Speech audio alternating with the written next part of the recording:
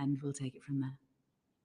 Good. Yes. Thank you for having me. Good morning. My name is, as you said, Yair Lapid. I'm the former finance minister, foreign minister, and prime minister of Israel.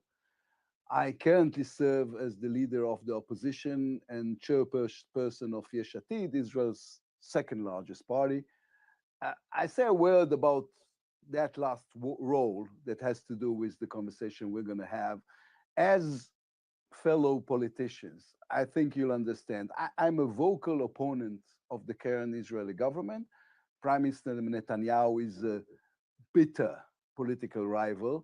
We loudly disagree on almost everything, but on this operation to dismantle Iran's nuclear program and eliminate the ballistic missile threat, we fully agree. I saw the intelligence. We were facing an existential threat. I supported the goals of the operation. We stood together as a country, as a leadership, as a people. And I welcome today's ceasefire. Now it must be translated into an effective agreement, one that creates a long-term solution. Iran must not be allowed to obtain a nuclear weapon. Iran must not be allowed to build an arsenal of ballistic missiles that is larger than Russia's. Iran must not be allowed to fund and arm terrorist proxies across the region. Iran must not be allowed to threaten Israel, the region, or the world ever again. On that, I hope we can all agree. So thank you. This was, No, I know the Iranian ambassador spoke for 10 minutes. I took less of your time. Well, different styles, perhaps. And what we would like to do is begin by asking you particularly about Iran, but I think that there are obviously many of the people watching, and indeed we, are also very interested to hear your views on Gaza. So if we have time at the end, we would like to ask you a few questions about that as well. Sure. So I think what I'll do is I'll begin by asking Sir John if he wants to take up the first questions. Would that be all right? Yeah.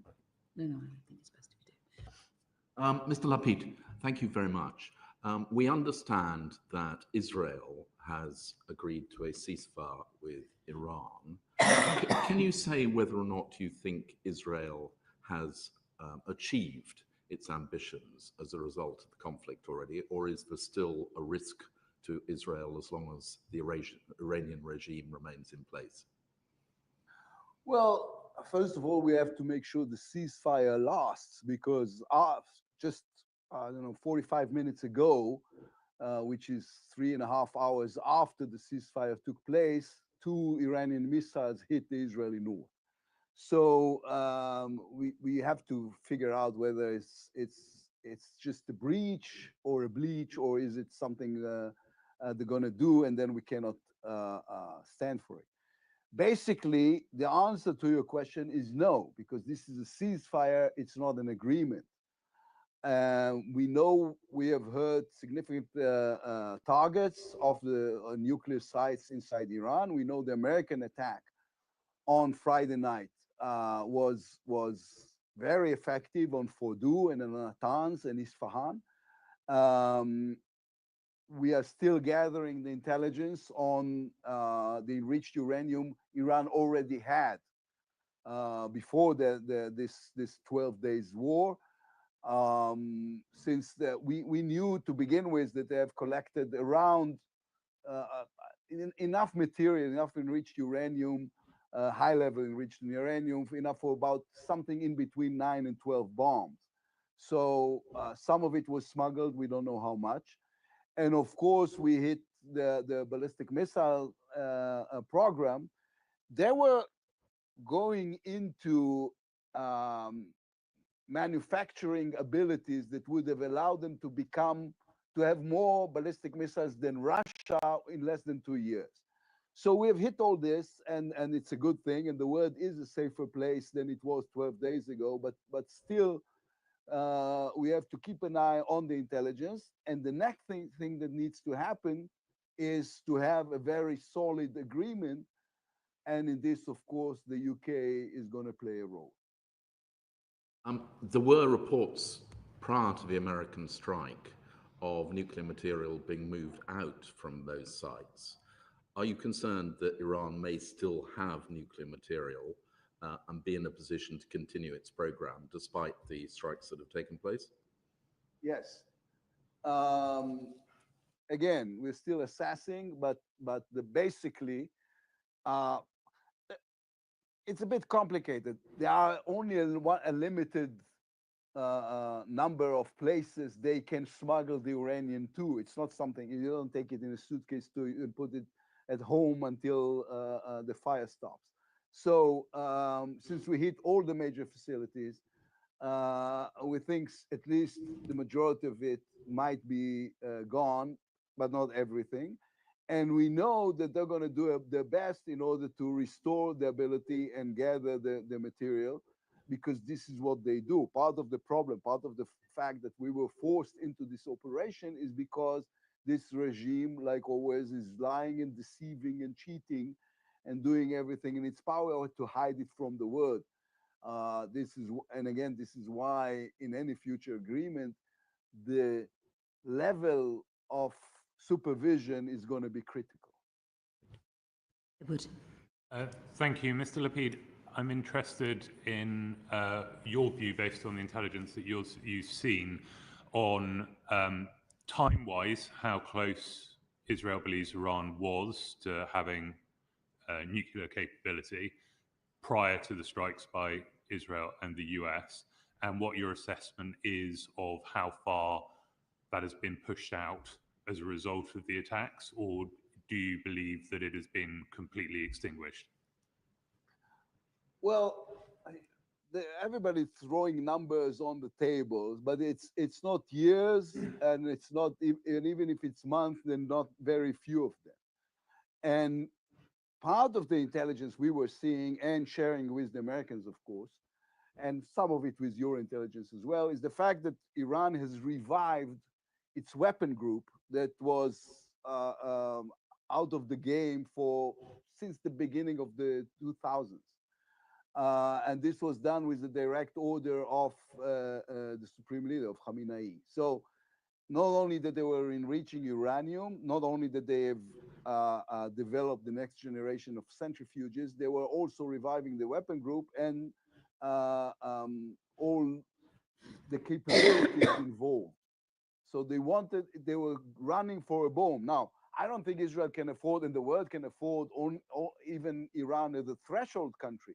But this was more than a threshold country. This is running, and we felt and thought and saw intelligence that told us that we can wake up one morning with a first experiment of a nuclear weapon in the Iranian desert, and this would have thrown the entire Middle East into a nuclear arms race, because if the Iranians have one, then the Egyptians want one, the Turks want one, the Emirates might revive parts of their nuclear program that they already have, and of course the Saudis want one.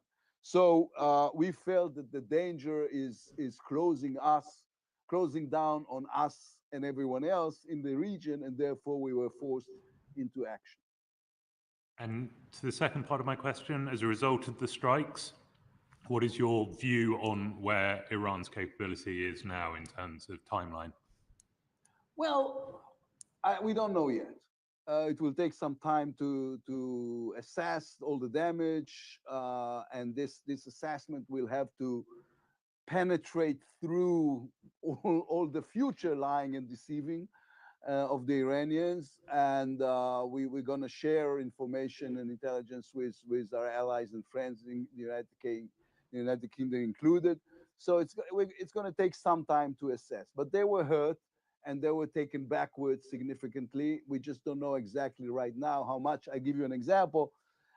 The Americans were using the MOP, the huge bomb they use, they have in Fordow. This is a bomb that penetrates the surface and then explodes 20 or 30 meters inside the facility. So it takes time. You don't get to assess what happened from satellites. You have to figure out other ways to assess what happened there, and it will take some time until we will know for sure. I don't know if we'll ever know for sure, but it will take some time until we will know better. I'm interested in your opinion, because obviously you can destroy facilities, you can set back their plans, but ultimately Iran still has the technical know-how the scientists, the manufacturing ability to rebuild these the enrichment process over, and the uranium mines. And the uranium mines over some period of time, should they wish to. So, in terms of what the desired outcome is, in your opinion, for Israel, is it that is it enough to give up nuclear ambitions, or does Iran have to give up any desire for a civilian nuclear capability? What gives Israel confidence? Because Iran will continue to be a regional neighbor. Yeah, well, I would go, there are 5 basic terms that needs to be answered in any future agreement. I'm not against all agreements. I mean, we always said a good agreement is the best thing, a bad agreement is the worst thing, and what has happened now is the in-between, or the sanctions were the in-between. So there are 5 basic terms that needs to be answered in any future agreement. The first is no enrichment inside Iran, which is the gold standard of the Middle East that was set when the Emirates wanted to have their own nuclear plant. No centrifuges, they all have to be dismantled. No enriched uranium, all enriched uranium inside that they already have has to be taken somewhere else, as deposited somewhere else. No ballistic missiles program, and of course, unlimited supervision. If you have those 5 terms, that makes sense, and to some extent, the majority of those were already answered in the JCPOA, in the former agreement that the UK was part of as an E3 country, just performed better and in a more strict way, then you have an agreement that we can trust, and there will be no future necessary Israeli operations or American operations or joint operations. Nobody wanted it. Nobody wanted to fight. Listen, this is sometimes the absurdity of this is hitting me. We have no border with Iran. We have no historical conflict with Iran. The Iranians are sympathetically mentioned in the Bible as our friends. So historically, and you know, in the Middle East, there are only 4 real historic nations that were not a Sykes-Picot, Western geographers drawing a map, which is Israel, Iran, Turkey, and Egypt. So there's no reason for this ongoing dispute. And alas, this regime has decided that all he wants is to develop a nuclear program in order to have a bomb, in order to throw it on Israel. So we had to act. Thank you. You mentioned the JCPOA, Mr. Lapid. Thank you for saying that. Of course, in 2018, when the last Trump administration pulled out of that agreement, it was understood that was because of Israeli pressure. I wondered, did you think that was the right decision at that time? And do you agree that we do now need a negotiated situation close to the JCPOA again now, in order to make sure that Iran is able to covertly develop this capability again? Well, in my opening, it wasn't even an opening remark, it was an opening remark. I said that I disagree with Prime Minister Netanyahu in most things. One of them was the way they acted opposite the JCPOA. Getting rid of the JCPOA without a clear plan of what do we want to have instead of this was wrong. And by the way, without getting our European friends, this was, back in history, I don't know if you remember this, but England used to be part of Europe. But basically, doing this without our European friends was a mistake. It should have been a coordinated effort and not one-sided. So I think the JCPOA had its flaws. I used to discuss this with our American friends in length, but it was but making it disappear without a coherent plan of what should come instead of this, just saying we're going to have full sanctions, but the full sanctions does not include our European friends, so it's not full sanctions, wasn't the right way to go about it. So what we do need is an agreement that is better than the JCPOA, stricter, better supervision, tougher terms. Thank you, very, very helpful. Another criticism that has been made in the international community is around international law, the initial strikes made by Israel in this round of conflict. Many people have said that, and we've spoken, Iran may have been months or years away from developing a nuclear bomb, so that there is no clear international legal precedent for the attacks. What is your position on that, and do you think it's damaging for Israel to be seen again after so many occasions to be breaching international law? Well, what's the committee's position on an atomic bomb exploding in Israel in terms of the international This would, of course, be a disaster. Yes. So yeah, you know, it's always a conflict whether or not to raise holocaustic arguments in discussions like this. We didn't speculate, we didn't feel, we saw the intelligence that tells us that Iran is rushing into the bomb, and the international law cannot do anything about it, or it doesn't have the willpower to do something about it, the international community. And we thought we cannot sit on our hands. Now, we are a law-abiding country, but the right for self-defense is part of the international law, especially opposite existential threats. So this is why we have operated the way we did. Let me remind you, if you're talking about the international law, there are only two countries, member states in the United Nations, in which one is openly saying that its goal is the total destruction of the other. The Iranians has said it again and again on public platforms. We are the Israeli ministers who have said similar things about the population in Gaza and Tehran. I mean, if we're just picking out individual statements. Okay, hang on. And let's not go into that rabbit hole at this moment. Can I perhaps approach it from another way? Let me see if I can put it this way.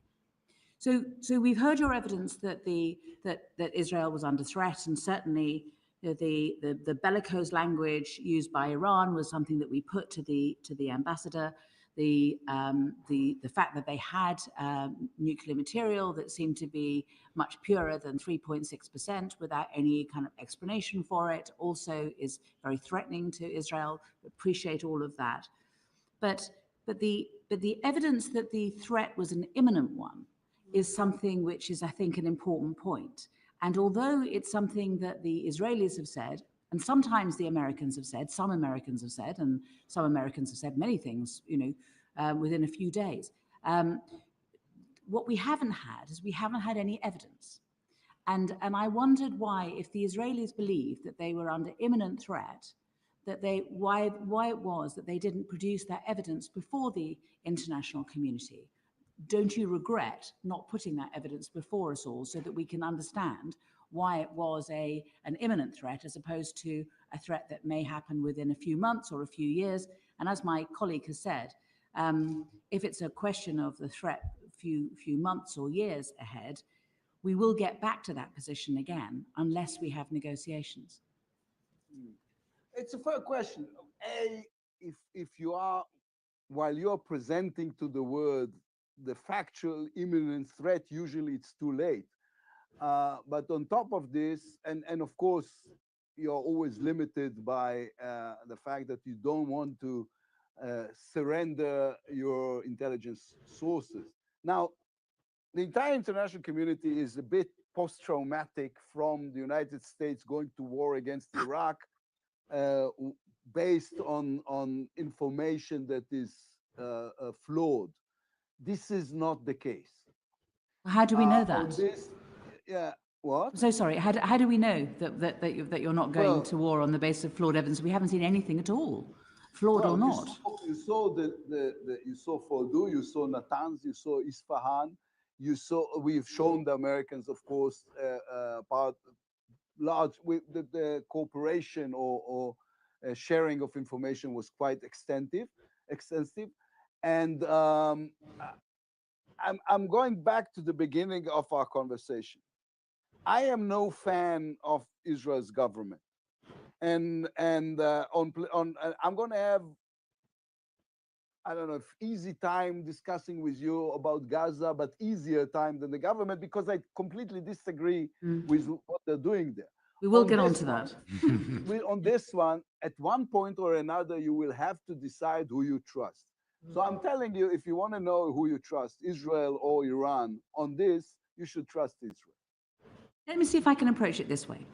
Because we talk about trust, and obviously, I think we seem to all be agreeing that in order for there to be a long-lasting peace in the Middle East, we need to have a negotiated settlement. It needs to be negotiated. There needs to be a clear agreement with the Iranians what they can do and what they can't do, and it needs to make sure that it's enforced and enforced clearly. And exactly what comes out of the negotiations is obviously subject to negotiation. But in order for there to be trust, in order for there to be a proper negotiation, there needs to be trust on both sides.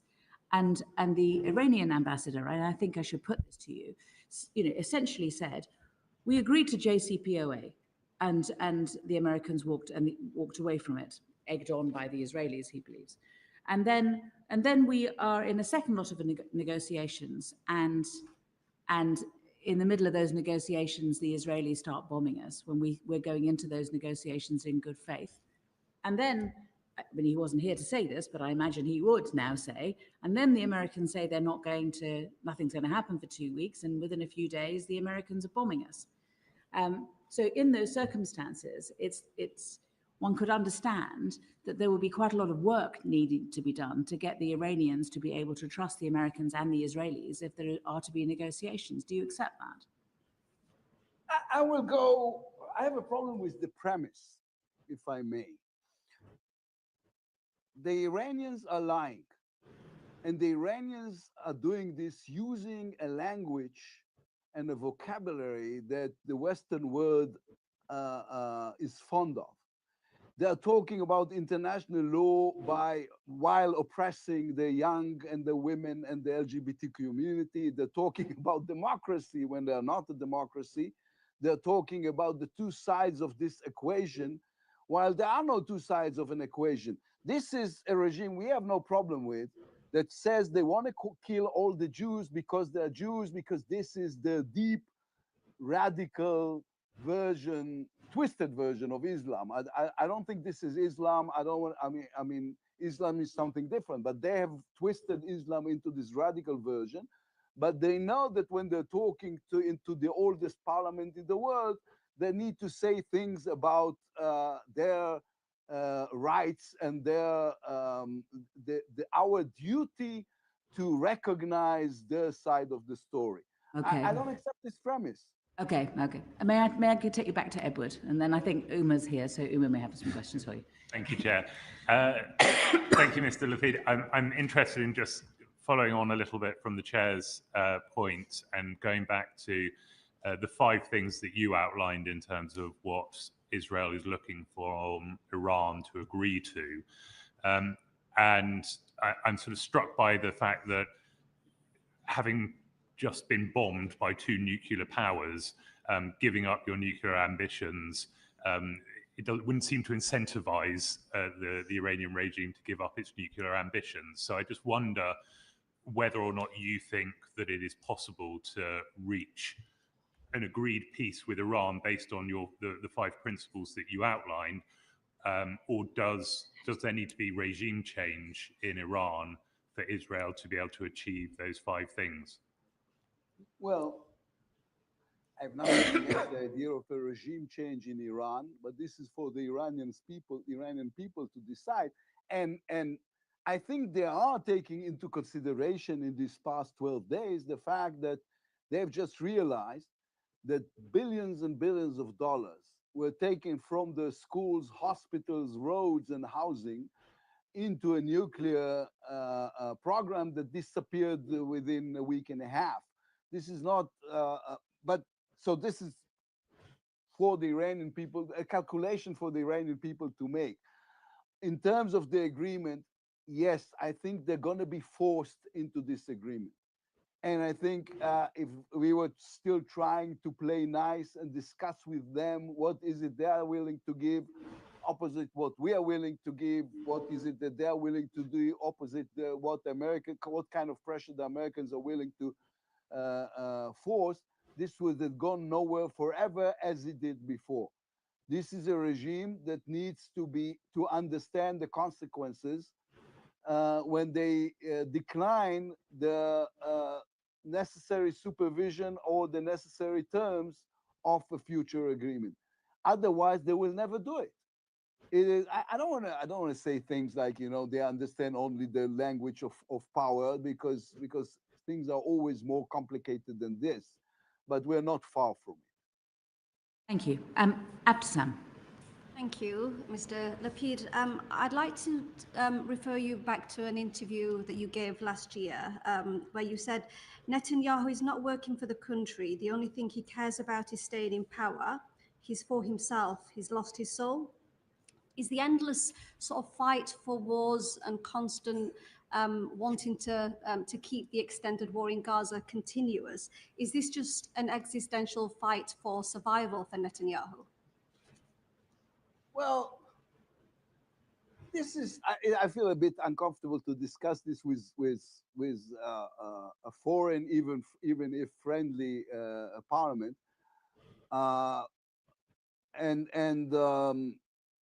Just on a personal note, I am so tired of analyzing his psychological motives. This has become an international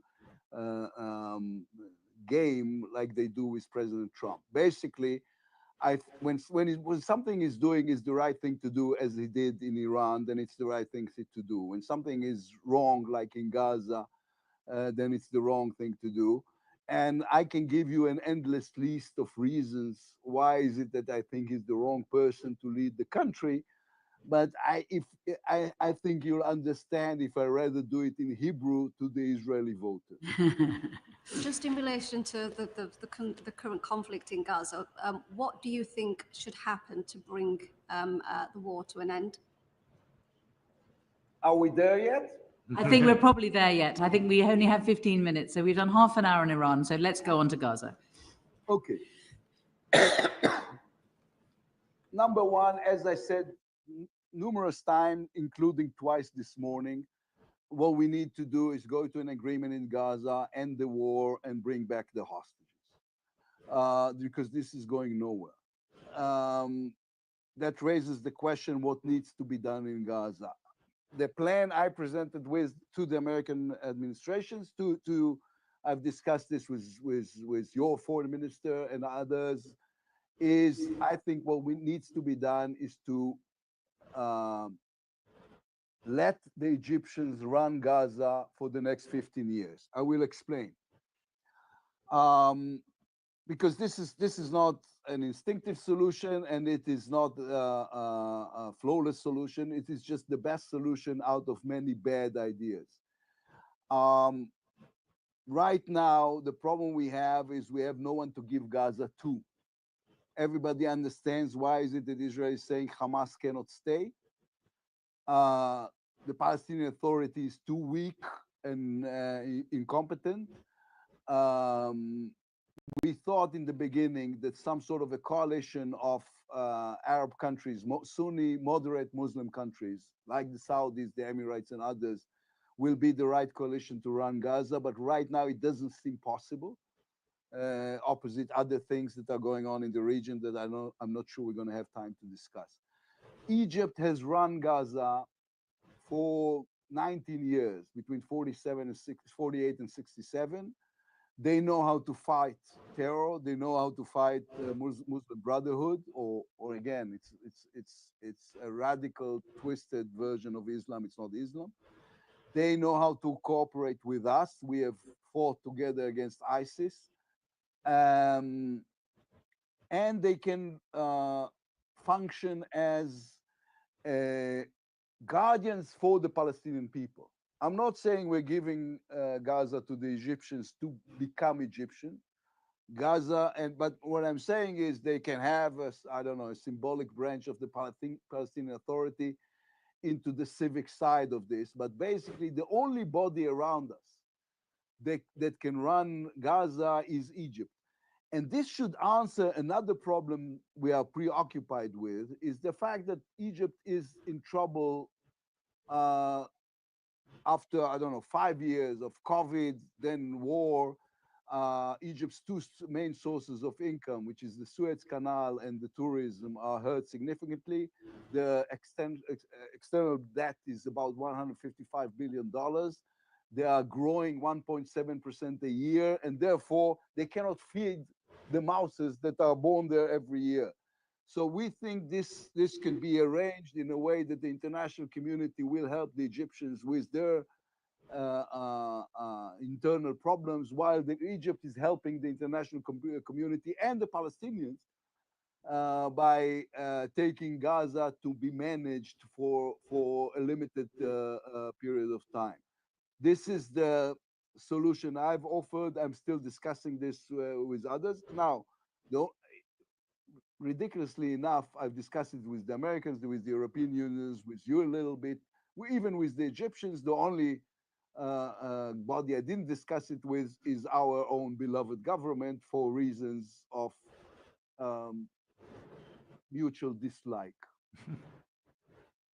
And under what conditions would Palestinians themselves be, in your view, able to run Gaza or the West Bank? When you just have to clarify, from when you're saying Palestinians, which Palestinians? Because there's the Palestinian Authority, there's Hamas, there's Islamic Jihad, there's so many bodies who are calling themselves the real representatives of the Palestinians. Okay, let me rephrase the question.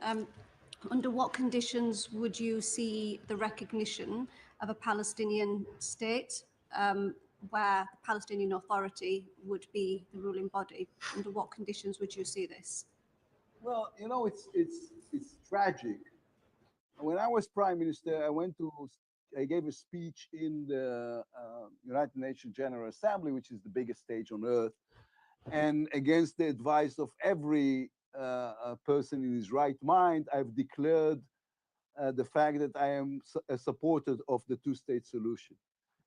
But tragically, this is has been postponed significantly after October 7th, because fear has become a factor of any way we're looking at it, making sure, I mean, in order to discuss the two-state solution, the Palestinians have to prove to us now that this doesn't become another failing terror state that will be the base of the next attack against the Israeli people, against the innocent, the women and children that were attacked on October 7th. So fear, suspicion, and human tragedy, unfortunately, I think has pushed back the idea of the two-state solution. We need not to give hope on the future possibility of peace between our peoples, because this is the right thing.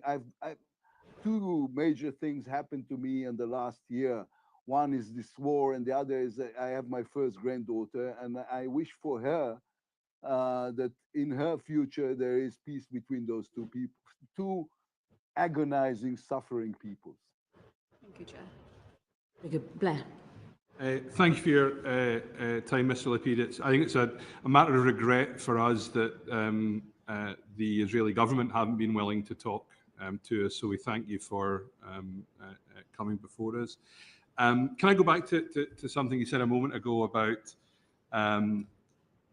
it's for the Israeli voters to decide?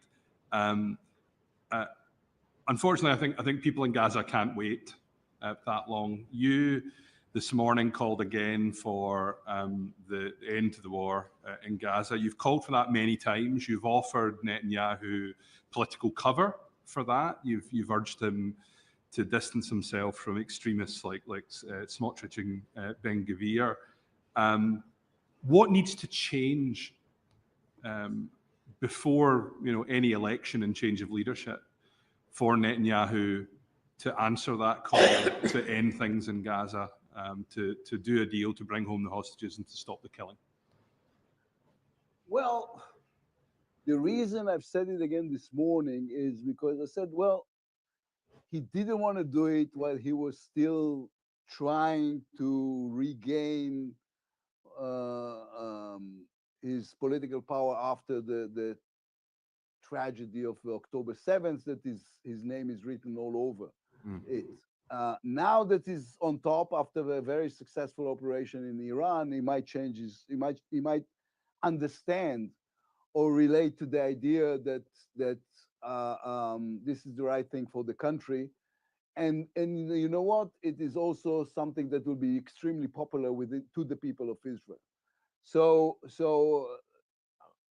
as you do in the opposition, you have the right idea and you push it, trying to make sure that in the moment it will become relevant, you'll be out there with the right call. So this is what we were trying to do. I think we have a better chance today for an agreement in Gaza, for which of course has to start with returning our hostages, than we had 12 days ago before the operation in Iran. I will discuss this, of course, with the Prime Minister and with the coalition in the future, not weeks but days. And to go back to your original premise, I represent a very large Jewish community, and many of them have been obviously deeply traumatized by the pogrom on October 7th, but also deeply shocked by everything that's followed as well, and they worry deeply that Israel's international reputation has been deeply damaged by what's happened, not just in Gaza, but what's happening in the West Bank as well with settler violence. If you were Prime Minister tomorrow, what would change? What would change in terms of humanitarian access in Gaza, in terms of challenging the violence in the West Bank? First of all, if I may use the example that is in front of me, one of the things I would have changed is you've said that the government refused to talk to you, and you thank me for being here. If I was the Prime Minister, I would have talked to you and the government would have talked to you. The Israeli government was way too busy in victimizing themselves instead of explaining to the world what is it that we do and what kind of enemy are we facing and what are the circumstances that leads to the tragedy in Gaza. And I tell you something more. They have neglected their duty, not only as a government, but also as human beings. And you've mentioned the Jewish congregation in your area. This is also has to do with Jewish morals, to say we are sorry for the loss of life in Gaza. We are sorry for every child that has died in Gaza. Children should not die in grown-ups' wars.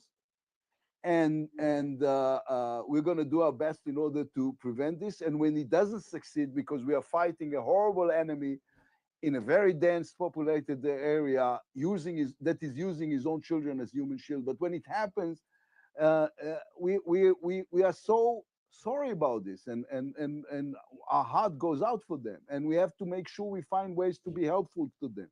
And the reasons that our government has neglected their duty to say so is cynical and political in ways that I find hard to not only to relate to, but to forgive. You see, I tried not to attack my own government in the British Parliament, and couldn't do it because this is so emotional for us all.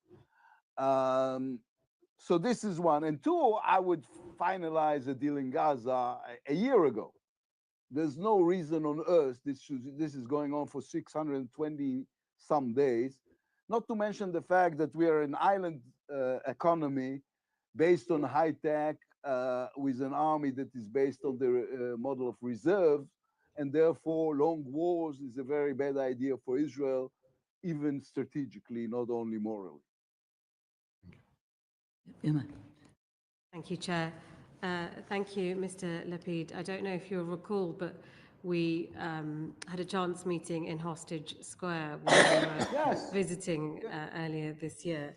And you said that it was good to see that Israelis have friends who are coming there to see the pain and the suffering. And there's a lot of us around this table who've been asking the difficult questions for nearly a year now of how we get to a resolution to this bitter and painful war where there has been a lot of loss on both sides. Yesterday, I met with the wife of a hostage whose body has not yet been returned to her. And she said her son is struggling to process the fact that his father is dead. She's had it confirmed, but she said without a body, without a funeral, how can they move forward? She was pregnant when he was kidnapped, but she's now since given birth. She was pleading with me to do everything I can and everything we can on the Foreign Affairs Committee to use our voices to call on the Israeli government to do everything they can to bring the hostages home and the bodies as well. And we know that's a sticking point for ceasefire negotiations, for things moving forward.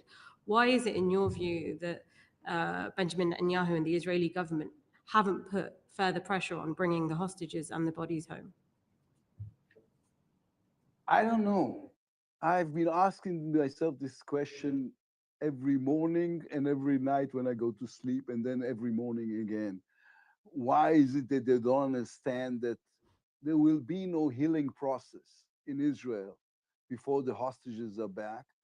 There will be no healing process in the region before then there will be an agreement to end the war in Gaza. And the only thing that will happen is that we will live again October 7th on daily basis. This, you know, my sister is a professor of psychology, and she works in the hostage headquarters. She, you know, in my family, like in Jewish families, they send the bright ones to study and the stupid ones to work. So I went to work and she went to study. And she's telling me we don't even scratch the psychological effect on the people of Israel of the fact that our children are still there and the war is still going on. So why is it that our government is not willing to take the extra effort and finish this is beyond my comprehension. Thank you. The view is really clear from when we were there, even though for a short time. A lot of the Israeli people, the general public, are quite tired of the situation and they do want this to end. A lot of them have real sympathy for the plight of the people in Gaza, including some of the hostage families that we met who were worried about the women, the mothers in Gaza, and they've seen them struggling without food, without aid, without medical supplies. So there is a feeling in the Israeli public that this has gone on for too long. But the members of the Knesset that we met when we were there were unwilling to even see that point of view, and they were solidified in their mindset. How is the Israeli leadership, the politicians of the day, going to meet where their public are? Because there's no point with the general public protesting or speaking up if those in power aren't shifting anything. How do they get to a different point in this stage? Well, you since you missed your bus, you missed the part when I was saying. Didn't miss her bus. Her bus was slow. The train. So the thing is, so you missed the part that I said I'm not going to defend the government. And again, it's beyond my comprehension. Why is it they do not understand? And you know what? Why is it when talking to lawmakers from other countries, they don't show sympathy? Why is it that they don't feel it? This is the worst interpretation of Jewish morality. This is the worst interpretation of what is your duty as leadership. And I'm not going to spend my time or yours defending something I deeply believe is hazardous to the soul of my country. This is not what this country is all about. I mean, this is not why my father came here from the Holocaust to build a nation. And this is not why people fight wars, not to become a heartless country. We are a country with a heart in a difficult situation, surrounded by bitter but terrible enemies, fighting the worst kind of terror on daily basis. But this doesn't justify becoming like them. This only comes to emphasize the necessity and the duty to be different. And not everybody in our government remembered this. Can I ask you a question about your plan? Just because I think probably we ought to, for the sake of completeness, just put this aspect as well. I mean, the Egyptians don't agree with it, do they? Which is a big problem. Well, it depends. You know, when I was in Washington discussing this, I said to them, you have to understand, because we know the Egyptians pretty well. The first thing they're going to say is no, and then they're going to discuss it. This is, I mean, we've been working with them. I mean, one of the, you know what, it's an encouraging thought that wars come and go in the Middle East, but if you're looking at this, agreements survive. We have a peace agreement with the Egyptians for 450 years now, and with the Jordanians for almost 40. And the Abraham Accords that everybody thought were really, really fragile has lasted the last 2 years of what happened in Gaza. So the agreements we are signing seem to be more solid than the fighting that came before them.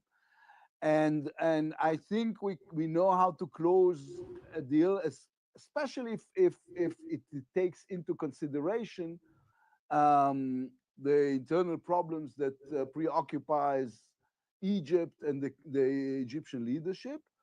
And besides, and people needs to remember, and I reminded the Egyptians that the reconstruction and rebuilding, rehabilitating of Gaza is going to be the second largest economical project in the Middle East after the rebuilding, reconstruction, and rehabilitating of Syria. So it's big business. It's the right thing to do. It's bringing them back to the position they always had, which is the most important Arabic country. It has so many advantages to Egypt that I believe we can find a way. And you know what? It doesn't even contradict. And the Egyptians agree with. It doesn't contradict the plan that the Egyptians themselves has presented in the Arab League last 2 Arab League meetings, because it's going to be some sort of an interim stage towards the plan they have presented. What you mean is the plan that the rest of the world believes is the way forward, which is 2 states. The rest of the Arab world. Yeah, but they also want 2 states. Well, as I said, we don't want to. Listen, there was a funny. It was funny to me. I don't know if you're going to find it funny. Before the conference in Saudi Arabia, when President Trump went to Riyadh and everybody was invited but us, and somebody asked me about this, and I said, this is weird. This is because the only thing the Saudis wanted was that Netanyahu will say something about the possibility of somewhere down the road in the far future, if all Palestinians will converted to Judaism and become blonde, then we will agree to a 2-state solution. And he refused. And I've said on Israeli television that this was the very first time ever that everybody was asking Benjamin Netanyahu to lie, and he refused. So, yes, eventually I want peace with the Palestinians. And this shouldn't be off the table ever, because this is what I want for my children. And not being able even to say it out loud is just not only ridiculous but also cowardly.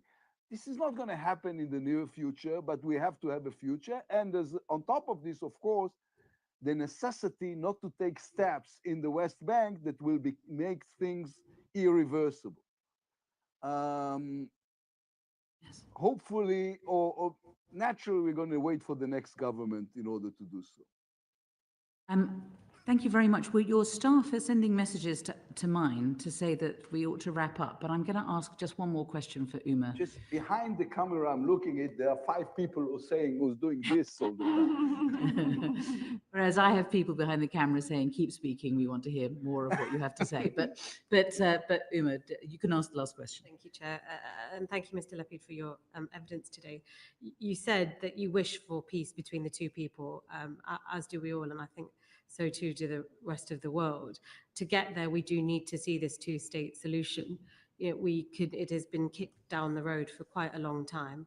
The situation in Gaza is perilous. The hostage families are crying out for an end to this. The people of Israel have suffered for a long time, and the Gazans are suffering daily.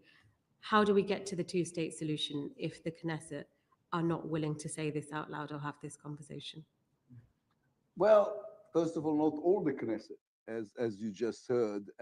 I think part of what is, it's interesting, there was a huge discussion here about Churchill, because Netanyahu's followers said all the time, you see, he's the new Churchill, now he fought Iran. He was the one who said, when he was walking alone in the dark, saying Iran is the biggest threat, now the entire world understands, as Churchill did before World War II. And then some of us said, after the war, Churchill has lost the war, the election. And you know why? Because Attlee, he was very less impressive, had a plan for the future of England. We have a good plan for the future of Israel. And what, I don't know how much you follow Israeli domestic politics. I know, Uma, you know, Parliament member, I know you do more than others. In every poll in the last 2 years, they're going to lose this coalition. They're going to lose because they have no plan for the future of Israel. They're just selling fears all around. The world is in the midst of an international struggle between populists and alarmists and people who are just making sense and trying to build better future. And the only principle in politics that works is the pendulum principle. And the pendulum now is moving our way. So I'm optimistic about the possibility of a Knesset with a majority of people who are saying, yes, we want to have a better future for our children, and this better future includes peace with our neighbors. Thank you. Good. Thank you. Thank you very much. We will put your staff out of their misery and allow you to go. But thank you very much for your time today. We really do appreciate it. If there's anything that